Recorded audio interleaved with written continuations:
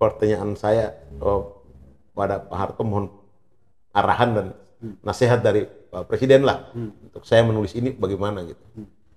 Kata Pak Harto, ya PIK itu boleh jalan, belum ada PIK 1 ketika itu. PIK itu boleh jalan, tapi satu, jangan buat gaduh. Jangan sampai gaduh. Ya kalau istilah orang Medan, jangan begaduh lah kira-kira gitu lah. Begaduhnya tuh ada beberapa hal yang tidak boleh gaduh. Yang pertama, jangan terjadi kerusakan lingkungan. Kerusakan lingkungan itu termasuk bandara sekitar situ. Di dalam kerusakan lingkungan itu jangan sampai menimbulkan keresahan di masyarakat. Karena pembahasan lahan masyarakat Teluk Naga ketika itu juga ributnya minta ampun. Ya nggak beda-beda tipis lah dengan ribut model sekarang lah, kira-kira gitu. Yang berikutnya, pastikan hutan bakau tidak sampai tergerus. Bandara, jalan tol sekitar bandara jangan sampai banjir.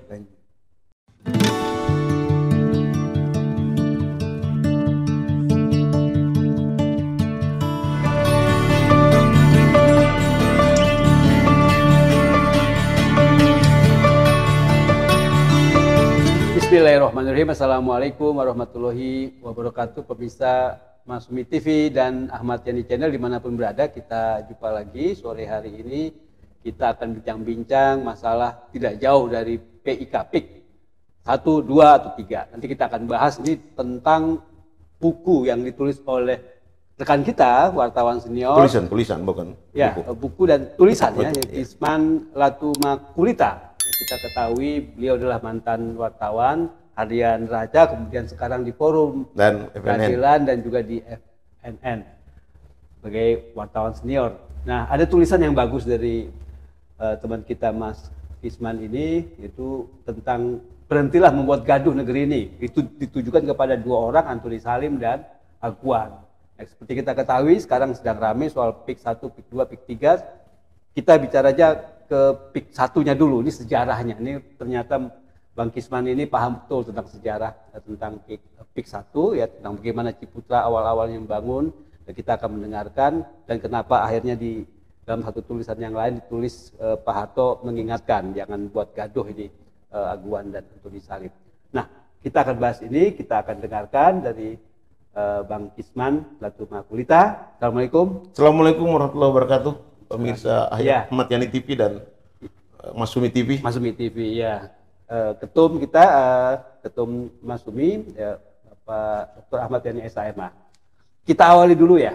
Tamu kita ini ya. Udah lama nih kita tunggu-tunggu. Belum datang, sekarang baru datang ini. Tulisannya sudah kita ulas. Tulisannya udah tulas, tapi orangnya belum muncul, baru muncul hari ini. Nah, karena udah muncul hari ini, kita dengar langsung deh. Bagaimana? Kira-kira bagaimana ceritanya nih? Iya.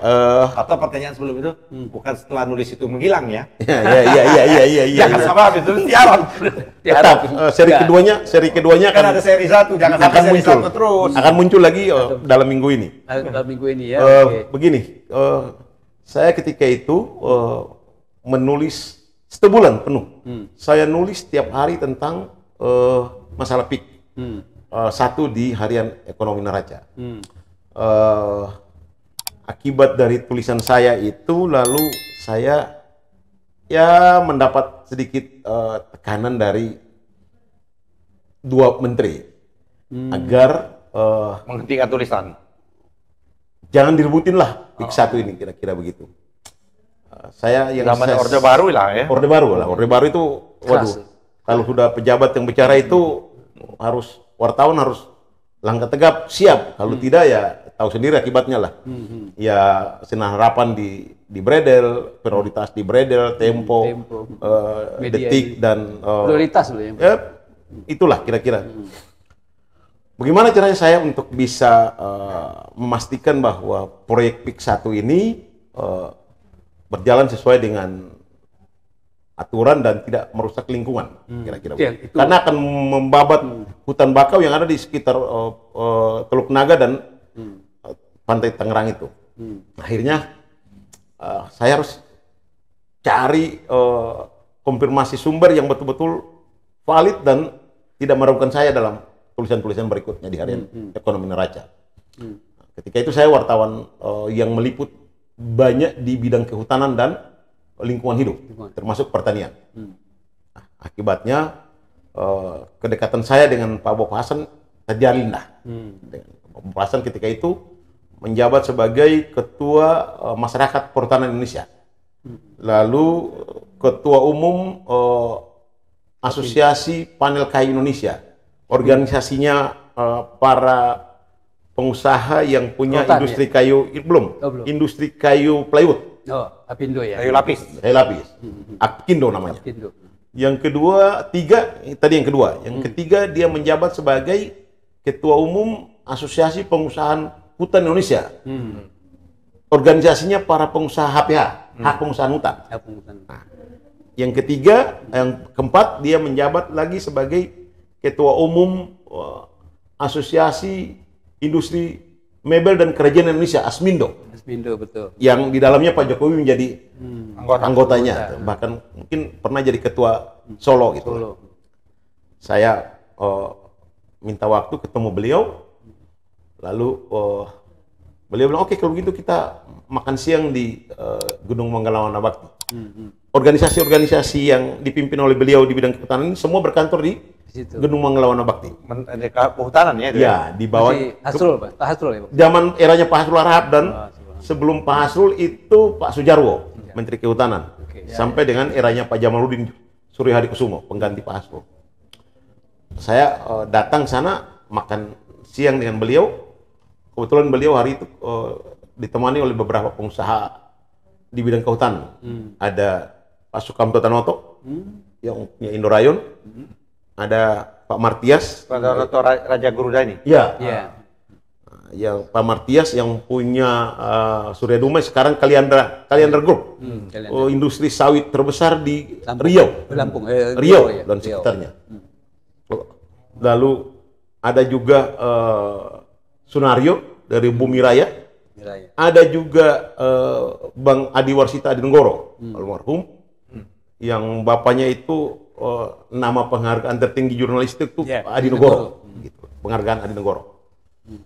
Lalu ada beberapa ketua harian Apkindo itu Pak Cipto Wigjo Prahitno, ketua harian APHI itu Pak Hendro, lalu dan Pak Brigjen Purnawirawan Ridwanto.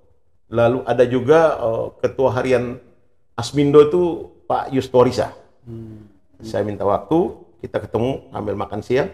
Saya cerita tentang masalah yang saya alami. Akhirnya kata beliau begini, gini aja. Saya tanya Pak Bob, Pak, saya butuh green light negara apa sih terhadap masalah PIK 1 ini?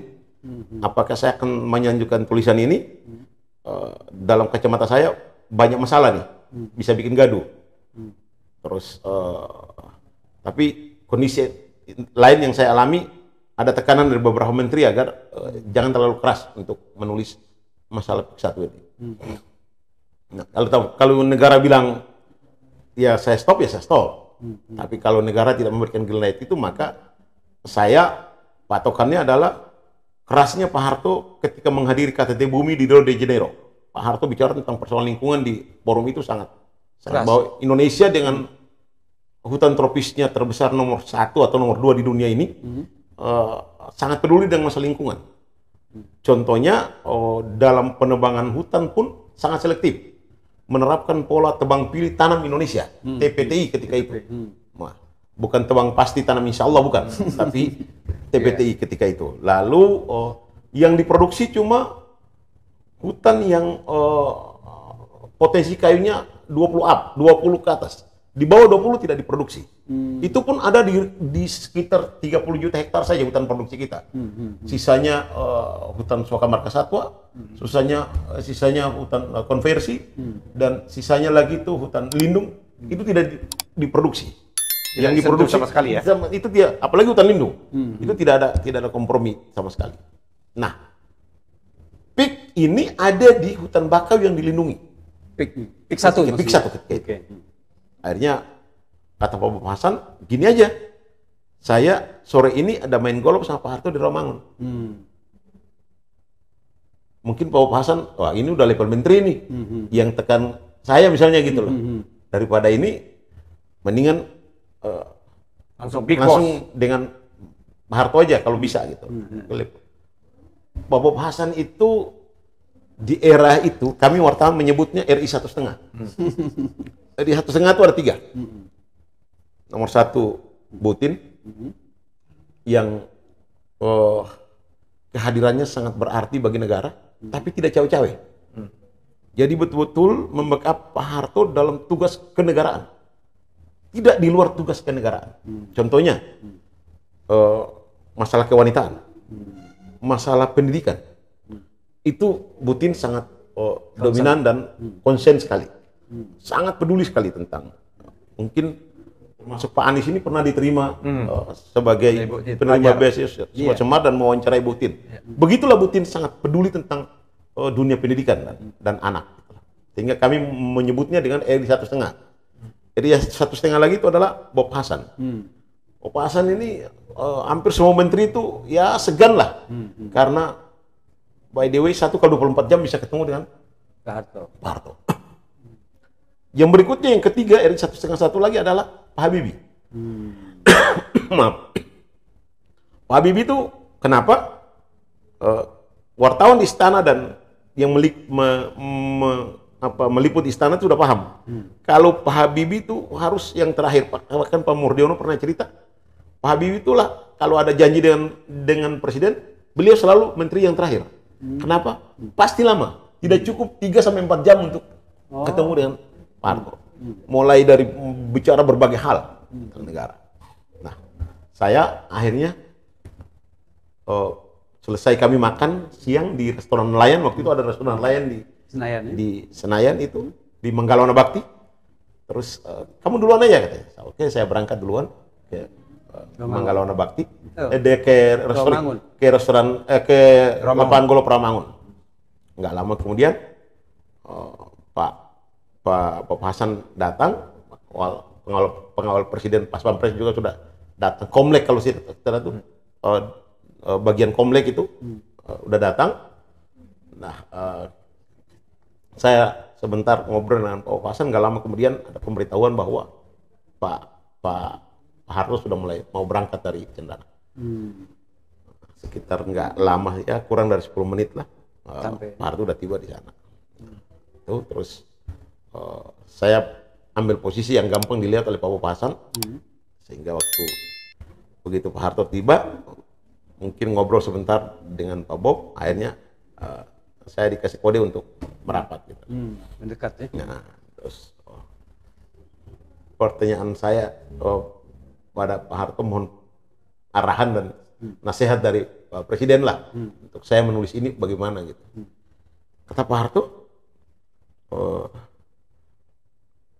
ya pik itu boleh jalan, belum ada pik 1 ketika itu. Pik itu boleh jalan, tapi 1, jangan buat gaduh. Jangan sampai gaduh. Ya kalau istilah orang Medan, jangan begaduh lah kira-kira gitu lah. Begaduhnya tuh ada beberapa hal yang tidak boleh gaduh. Yang pertama, jangan terjadi kerusakan lingkungan. Kerusakan lingkungan itu termasuk bandara sekitar situ. Di dalam kerusakan lingkungan itu jangan sampai menimbulkan keresahan di masyarakat. Karena pembebasan lahan masyarakat Teluk Naga ketika itu juga ributnya minta ampun. Ya nggak beda-beda tipis lah dengan ribut model sekarang lah, kira-kira gitu. Yang berikutnya, pastikan hutan bakau tidak sampai tergerus. Bandara, jalan tol sekitar bandara jangan sampai banjir. Dibuat cari formula untuk tidak gaduh. Terakhir kata Pak Harto, kamu ini saja ikuti nggak kehadiran saya di KTT Bumi di Rio de Janeiro tahun 92 tuh. Saya bilang ya, saya ikuti dan Baca. Saya baca, saya tulis juga. Ya itu. Jadi Indonesia sekarang itu peduli dengan persoalan lingkungan, kata Harto. Kita ini punya hutan tropis yang besar, dan kita kasih pesan buat mereka bahwa kita tidak merusak lingkungan. Mereka punya industri, punya hutan tuh kurang dari negara-negara Eropa terutama. Yang dimaksud adalah hutan mereka itu kurang dari 30%. Bahkan ada yang di bawah 10%. Kita ini, hutan kita itu lebih dari 60-70% luas kita. Artinya daya dukung kita tuh tinggi sekali. Sehingga Pak Harto bilang, dengan posisi hutan model begini pun kami tidak asal tebang hutan. Kami jaga betul, kami peduli dengan pelestarian lingkungan, dan kami jaga. Itu karena posisi hutan tropis kita, kalau tidak nomor 1, nomor 2 di dunia. Setelah Brasil atau sebelum Brasil.